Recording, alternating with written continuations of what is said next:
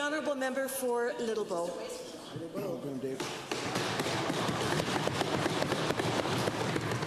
Thank you, Madam Speaker. Yesterday, the Infrastructure Minister assured me that the prioritised Sunshine List he promised during the election is still coming. But he also released a budget with $4.4 billion in new projects and program spending with no details. This money leaves the back door open to the same kind of dirty, backroom politics we saw with the previous government. To the Minister, you've committed to spend this money. When exactly will Albertans know what projects will benefit from this mystery spending and what projects won't? Thank you very much, Madam Speaker, and thank you to the honourable member for the question.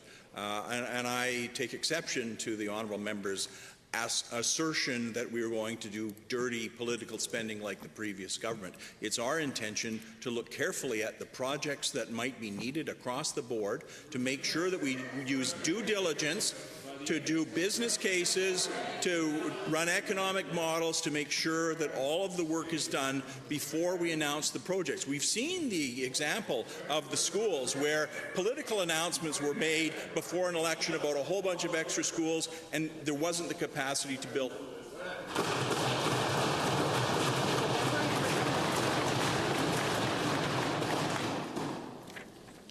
Thank you, Madam Speaker. Someone somewhere must have the list of projects that were used in order to come up with the $4.4 billion number for the new projects and programs line item. Minister, surely you're not committing to spending billions of dollars of taxpayer money with no real plan. Are you shooting in the dark, or will you commit to tabling the list you used to create the capital plan today? Good. If we had the list of projects, we would have included it in the capital budget.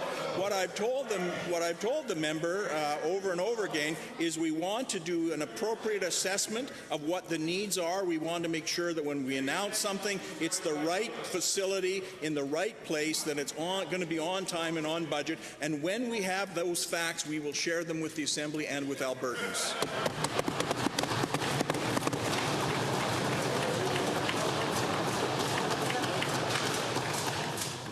Thank you, Madam Speaker. I've relied on the website projects.alberta.ca, which is meant to help Albertans stay up to date on school projects. Unfortunately, in the last week, this website was pulled and replaced with a link to a list of delayed schools. Again, to the Minister, this doesn't help anybody. If you're not going to release a prioritised Sunshine List for all to see, and soon, why are you standing in the way of Albertans getting up-to-date information from your department?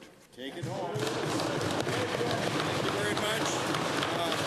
Mr. Speaker, our government is committed to an open and transparent approach with respect to all of the capital projects that we will consider. And when we have made decisions based on good evidence, we'll make that information available. But it's unfortunate that the opposition won't support that approach, because their plan is to cut $9.4 billion out of investments in schools and hospitals and roads in this province, and that's not something Albertans support, Madam Speaker.